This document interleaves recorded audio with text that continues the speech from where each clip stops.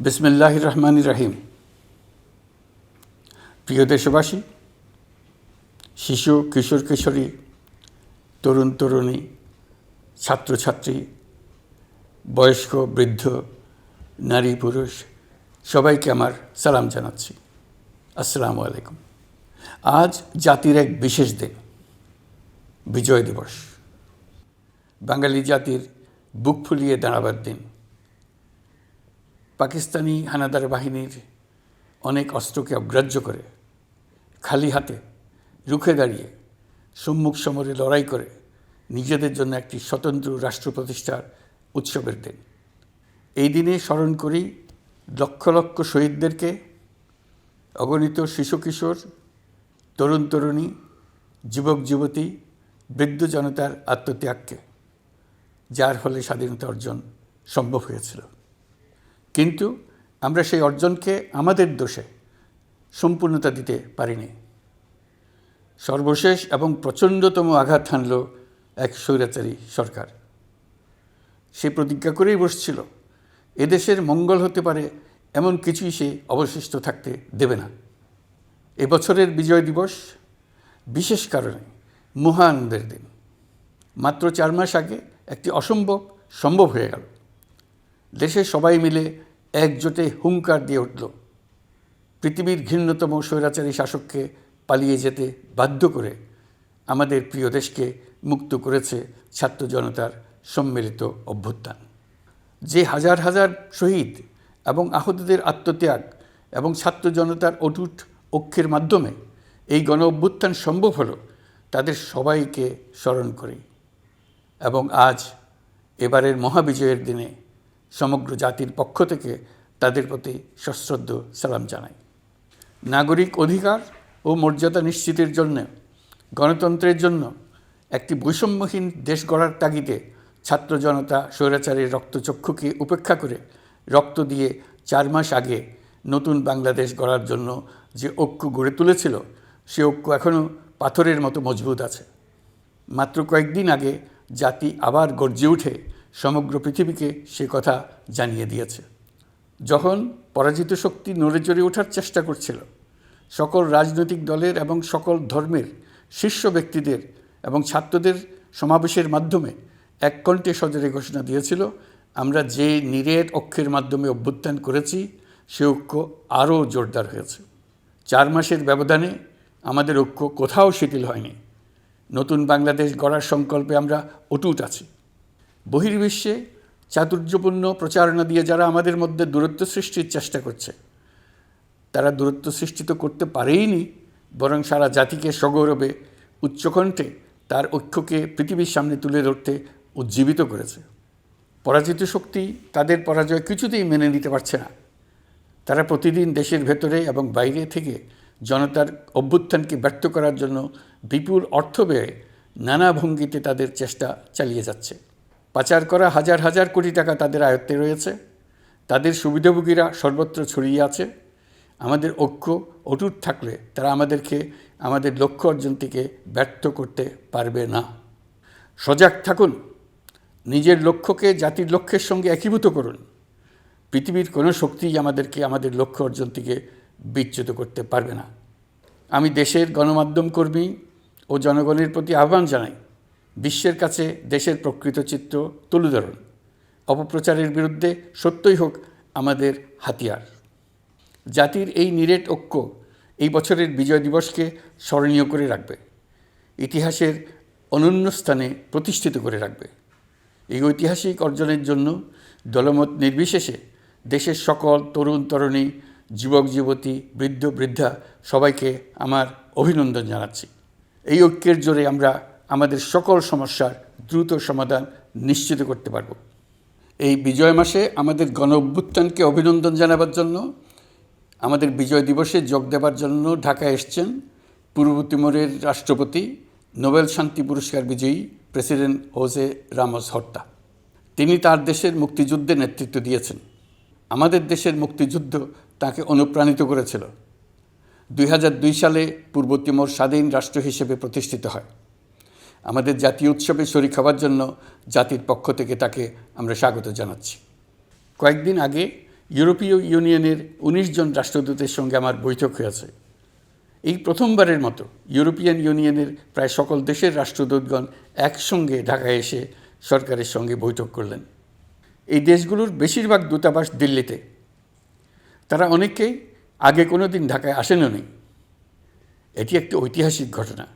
একত্রে ঢাকায় আসলেন শুধু এই বার্তা দেওয়ার জন্য যে ইউরোপীয় ইউনিয়ন বাংলাদেশকে সর্বোচ্চ সমর্থন ও সহযোগিতা দেওয়ার জন্য প্রস্তুত।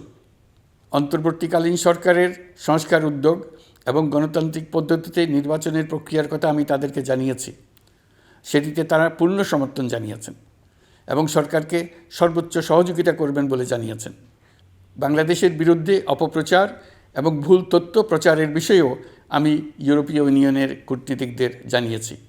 ইউরোপীয় দেশগুলোর মধ্যে যাদের ভিসা অফিস নয়াদিল্লিতে আছে তাদেরকে ঢাকা বা অন্য কোনো প্রতিবেশী দেশে ভিসা অফিস নিয়ে আসার জন্য আমি অনুরোধ করেছি। আমি বলেছি, ইউরোপীয় দেশগুলোর বিশ্ববিদ্যালয়ে ভর্তির জন্য অনেক বাংলাদেশি শিক্ষার্থীর ভিসা পেতে সমস্যা হয়। তারা যদি ভিসা সেন্টার ঢাকায় নিয়ে আসেন তাহলে আমাদের ছেলে মেয়েদের ভোগান্তি কমে যাবে। এছাড়া অর্থনৈতিক ও সামাজিক ক্ষেত্রে তাদের সহযোগিতার মাত্রা বাড়ানোর বিষয়ে আমি আলাপ করেছি। বিশ্বব্যাংক সহ অন্যান্য সকল দাতা প্রতিষ্ঠানসমূহের কাছে আমাদের অর্থনীতির ভবিষ্যৎ সম্বন্ধে আস্থা প্রতিষ্ঠিত করতে অন্তর্বর্তীকালীন সরকার সক্ষম হয়েছে। তারা নতুন উদ্যোগে এবং নতুন উৎসাহে আমাদের সঙ্গে নতুন আর্থিক সম্পর্ক গড়ে তুলতে এগিয়ে এসছে। অর্থনীতির সাফল্যের ব্যাপারে দেশে এবং বিদেশে আস্থার সৃষ্টি হয়েছে। অন্তর্বর্তী সরকার যখন দায়িত্ব গ্রহণ করে অর্থনীতি তখন ভেঙে পড়ার অবস্থায়। গত 4 মাসে এই অবস্থার বিরাট পরিবর্তন হয়েছে। ব্যাংকিং ব্যবস্থায় আস্থা এবং নিয়ম শৃঙ্খলা ফিরে আসছে। কোনো ব্যাংক বন্ধ করে দিতে হয়নি। ব্যাংক যত দুর্বলই হোক তাকে টিকিয়ে রাখার ব্যবস্থা করা হয়েছে। প্রথম দিকে আমানতকারীর টাকা উত্তোলনের ব্যাপারে বিধিনিষেধ আরোপ করা হয়েছিল, এখন সেটা তুলে দেওয়া হয়েছে। বাংলাদেশ ব্যাংক সকল ব্যাংককে আমানতকারীর আমানত ফেরত দেওয়ার জন্য নতুন টাকার সরবরাহ দিতে প্রস্তুত হয়েছে। আশা করি এতে ব্যাংকিং ব্যবস্থায় সকলের আস্থা ফিরে আসবে। প্রিয় দেশবাসী, আমাদের সরকারের শুরুতেই একটি কমিটি নিয়োগ করেছিলাম, শ্বেতপত্র প্রণয়ন কমিটি। এই কমিটির কাজ ছিল অভ্যুত্থানের পর অর্থনীতি কোন পরিস্থিতিতে যাত্রা শুরু করলো তার একটা দলিল রচনা করা। এতে কি পেলাম না তার একটা চিত্র তুলে ধরার দায়িত্ব দেওয়া হয়েছিল এই কমিটিকে। ডক্টর দেবপ্রিয়ের সভাপতিত্বে গঠিত 12 সদস্যের শ্বেতপত্র প্রণয়ন কমিটি নির্ধারিত সময়ে এই কঠিন কাজ সম্পন্ন করে আমাদের কাছে 400 পৃষ্ঠার একটা বিস্তারিত রিপোর্ট পেশ করেছে। রিপোর্ট পড়ে দেশের মানুষ হতভম্ব হয়ে গেছে। দেশে বিদেশে অনেক প্রতিষ্ঠান ও ব্যক্তি গভীর আগ্রহ নিয়ে এই রিপোর্টটি সংগ্রহ করছে। দেশের মধ্যে পত্রপত্রিকা, সেমিনার, আলোচনা সভা, টেলিভিশনে এই নিয়ে প্রচুর আলোচনা হচ্ছে। ফ্যাসিবাদী সরকার দেশের অর্থনীতিকে ভেঙে দিয়ে গেছে এটা সবাই বুঝতে পারছিল, কিন্তু অর্থনীতিকে কী পরিমাণ ধ্বংসস্তূপে পরিণত করে দিয়ে গেছে তার পরিমাপ সম্বন্ধে কোনো ধারণা করতে পারছিল না। শ্বেতপত্র প্রণয়ন কমিটি হিসেব নিকেশ করে এর পরিমাণ বের করে দিয়েছে। এই রিপোর্ট পড়ে সকলে অবিশ্বাস্য চোখে একে অপরের দিকে তাকাচ্ছে। কারো মুখে কথা বেরোচ্ছে না। দিন দুপুরে সকলের সামনে থেকে হাজার হাজার কোটি টাকা ব্যাংক থেকে পাচার করে নিয়ে গেছে। কেউ বলার ছিল না, কেউ দেখার ছিল না। যারা নিয়ে গেছে তাদেরকে কেউ বাধা দেয়নি, বরং সর্বস্তরে সবাই আগ্রহ সহকারে তাদের সঙ্গে সহযোগিতা করেছে। কারণ তারা সব আপন লোক। বিশাল বিশাল প্রকল্প নেওয়া হয়েছে ঋণের টাকায়। এসব প্রকল্পের মোড়কে বিশাল বিশাল অর্থ লুটপাট করেছে। প্রকৃত ব্যয়ের চাইতে কত বেশি ব্যয় ধরে কাদের হাতে টাকাটা পাচার করে দেওয়া হয়েছে তাও এই প্রতিবেদনে তুলে ধরা হয়েছে। শ্বেতপত্র প্রণয়ন কমিটি তাদের প্রতিবেদনে তুলে ধরেছে যে বার্ষিক উন্নয়ন ব্যয়ের প্রায় অর্ধেক টাকায় লুটপাট হয়েছে। দেশে এমন ধরনের পোষ্যতোষী পুঁজিবাদ তৈরি করা হয়েছিল যার সুবিধাভোগী ছিল স্বৈরাচার ও তার সহযোগীরা। প্রতিবেদনে উল্লেখ করা হয়েছে যে নির্দিষ্ট কিছু গোষ্ঠীকে সুবিধা দিতে যে পরিমাণ কর ছাড় দেওয়া হয়েছে সেটা অর্ধেকে নামিয়ে আনা গেলে দেশের শিক্ষা বাজেট দ্বিগুণ, স্বাস্থ্য বাজেট 3 গুণ করা সম্ভব ছিল। পাচার করা এই টাকা আপনাদেরই টাকা। তারা প্রকাশ্যে আপনাদের কষ্টার্জিত টাকা লুট করে বিদেশে ভোগবিলাসে ব্যয় করছে। সম্প্রতি গার্ডিয়ান পত্রিকাতেও পাচার করা টাকায় গড়ে তোলা সম্পদের পাহাড় নিয়ে একটা সচিত্র প্রতিবেদন প্রকাশিত হয়েছে। পাচার করা এই সীমাহীন অর্থ এখন আবার দেশে গোলযোগ সৃষ্টি করে তারা এদেশে ফিরে আসার সুযোগ সৃষ্টির কাজে ব্যয় করছে। আপনারা দেখতেই পাচ্ছেন এই টাকা কীভাবে দেশের সংহতির বিরুদ্ধে সকল প্রকার অপপ্রচারের কাজে লাগানো হচ্ছে। প্রতি বছর অর্থনৈতিক প্রবৃদ্ধির যে হার দেখানো হয়েছে সেটাও মন গড়া। দেশকে এবং পৃথিবীকে বলা হচ্ছিল কি সুন্দর দেশ বাংলাদেশ, লাফিয়ে লাফিয়ে তার উন্নয়নে এগিয়ে চলছে। এখন বাংলাদেশ ব্যাংকের বড় কাজ হলো পাচার করা টাকা দেশে ফিরিয়ে আনা। তারা তাদের সর্বোচ্চ ক্ষমতা দিয়ে সেটা চেষ্টা করছে। কাজটা কঠিন, কারণ এই বিষয়ক আইন কঠিন। আমরা বাংলাদেশ ব্যাংকের সাহস ও সমর্থন দিয়ে যাচ্ছি। বারবার বলছি, অন্তর্বর্তী সরকারের আমলে আংশিক টাকা হলেও যেন ফেরত আনা যায়। প্রিয় দেশবাসী, অন্তর্বর্তীকালীন সরকার দায়িত্ব নেওয়ার পর বিভিন্ন খাতে সংস্কারের লক্ষ্যে গুম কমিশন সহ 15টি কমিশন গঠন করেছে। এসব কমিশন পূর্ণ উদ্যমে তাদের কাজ করে যাচ্ছে। গুম কমিশন গত পরশু তাদের প্রতিবেদনের প্রথম খণ্ড আনুষ্ঠানিকভাবে পেশ করে গেছেন। গুমের শিকার বহু পরিবারের নিরাপত্তার স্বার্থে এটা এখন প্রকাশ করা যাচ্ছে না।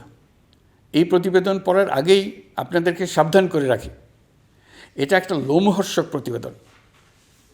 মানুষ মানুষের প্রতি কী পরিমাণ নৃশংস হতে পারে এতে আছে তার বিবরণ। অবিশ্বাস্য বর্ণনা। সরকারের আক্রোশের শিকার হয়ে ঘটনাচক্রে যারা এখনও বেঁচে আছেন তারা আজ পর্যন্ত মুখ খুলতে সাহস করছেন না। তাদের ভয় কিছুতেই কাটছে না।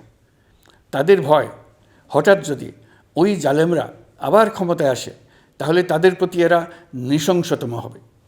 গত সরকারের ঘৃণ্যতম অধ্যায়ের ঐতিহাসিক দলিল হিসেবে এই প্রতিবেদন অমর হয়ে থাকবে। আমি আশা করছি কমিশনগুলো এখন থেকে নিয়মিতভাবে তাদের নির্ধারিত সময়ের মধ্যে তাদের প্রতিবেদন ও সুপারিশমালা পেশ করতে থাকবে।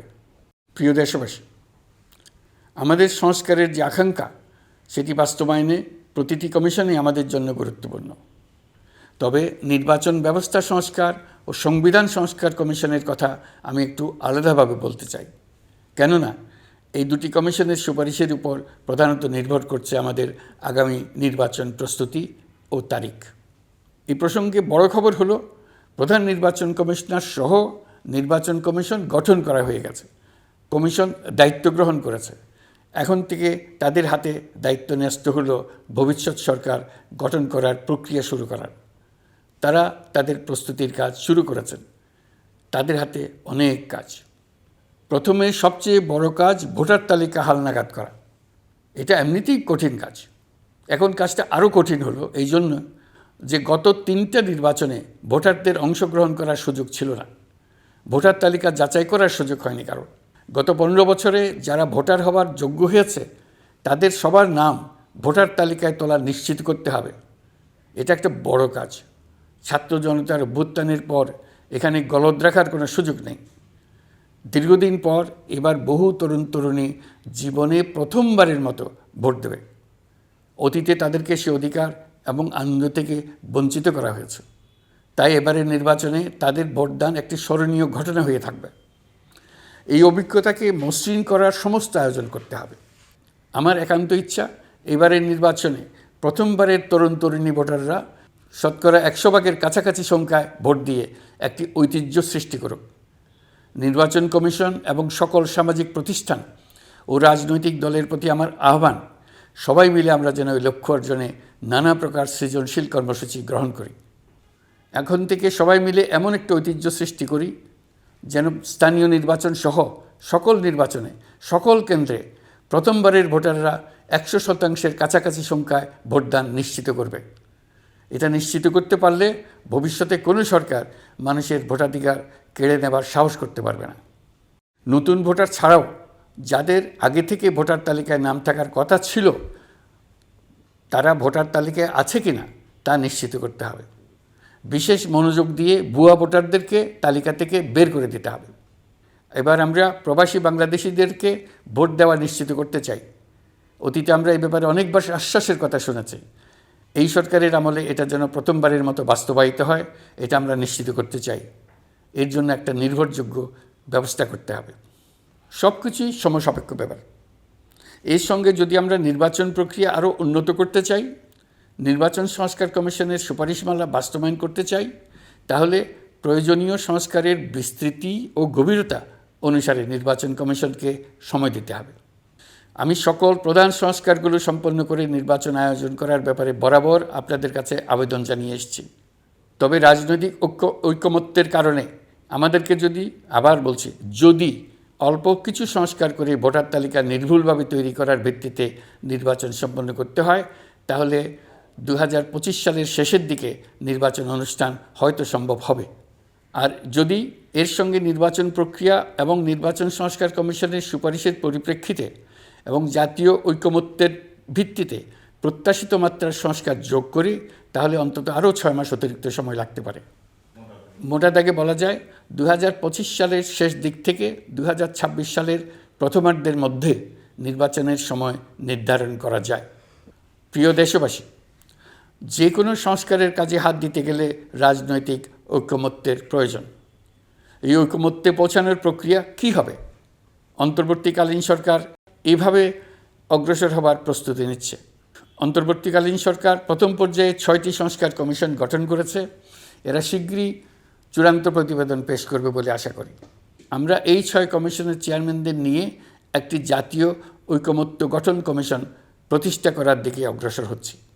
এর কাজ হবে রাজনৈতিক দল সহ সকল পক্ষের সঙ্গে মতামত বিনিময় করে যে সমস্ত বিষয়ে ঐকমত্য স্থাপন হবে সেগুলো চিহ্নিত করা এবং বাস্তবায়নের জন্য সুপারিশ করা।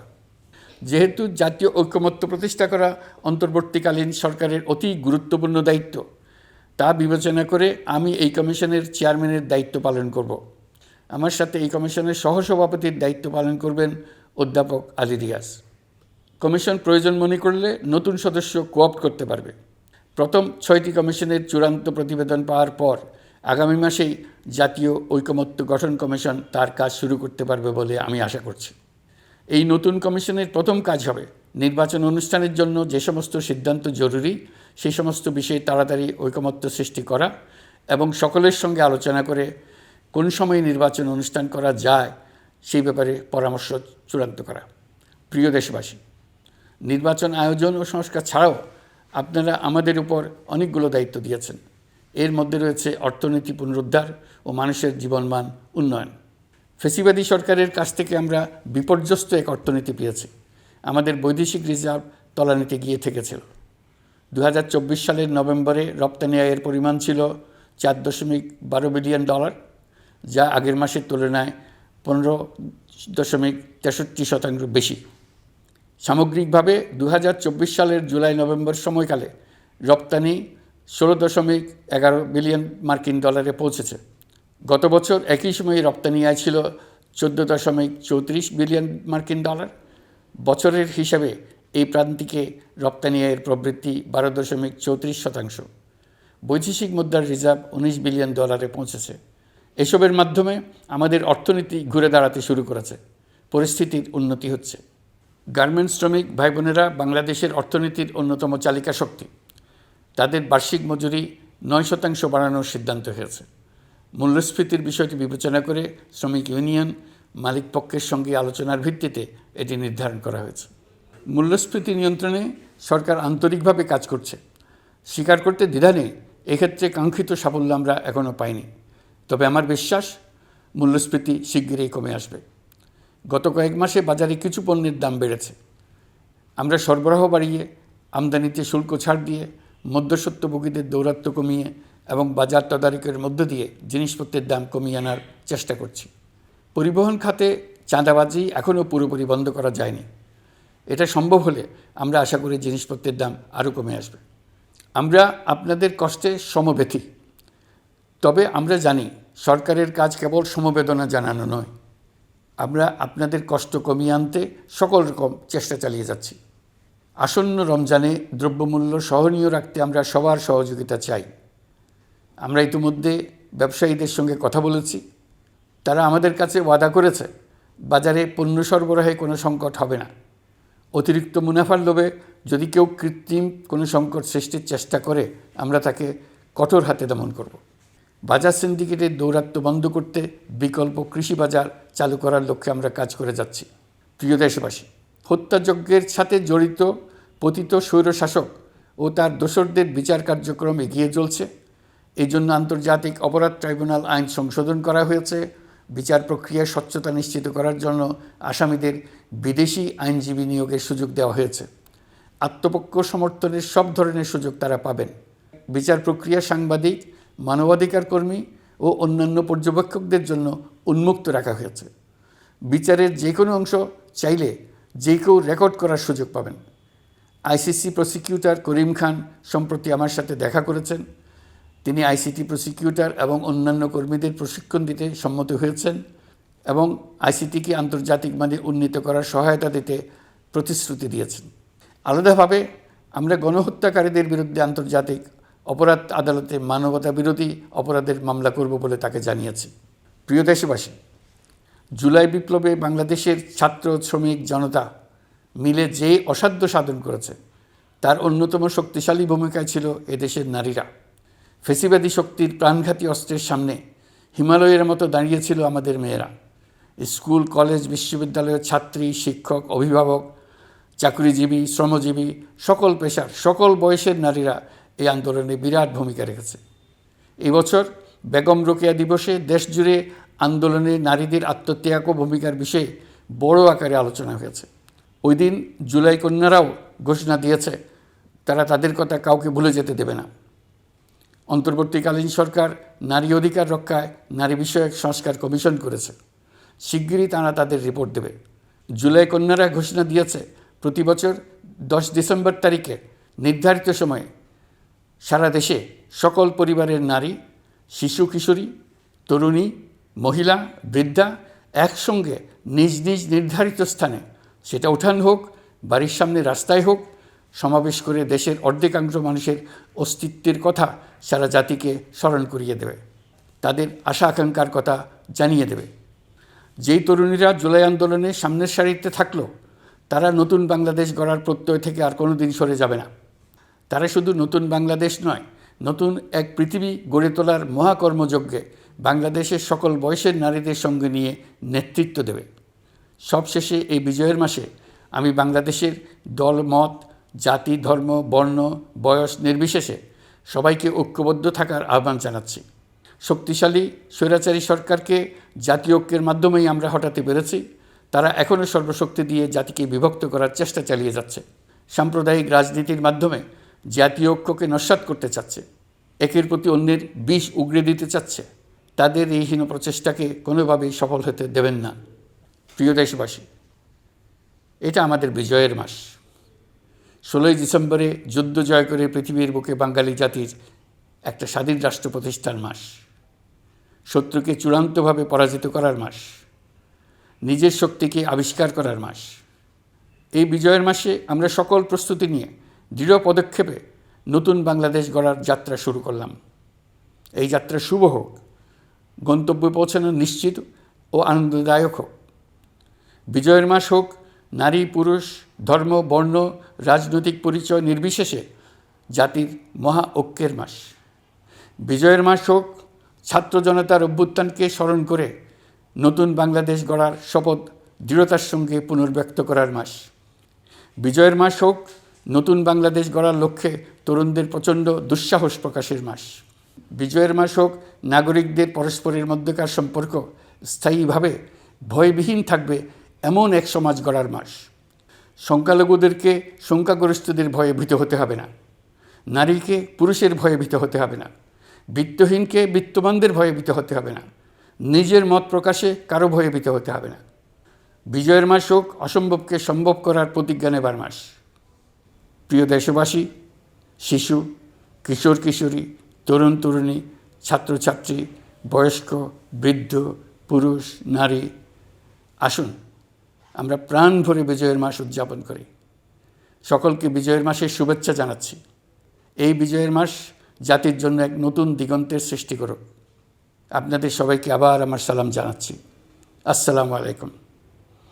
মহান আল্লাহ আমাদের সহায় হন। আল্লাহ হাফেজ।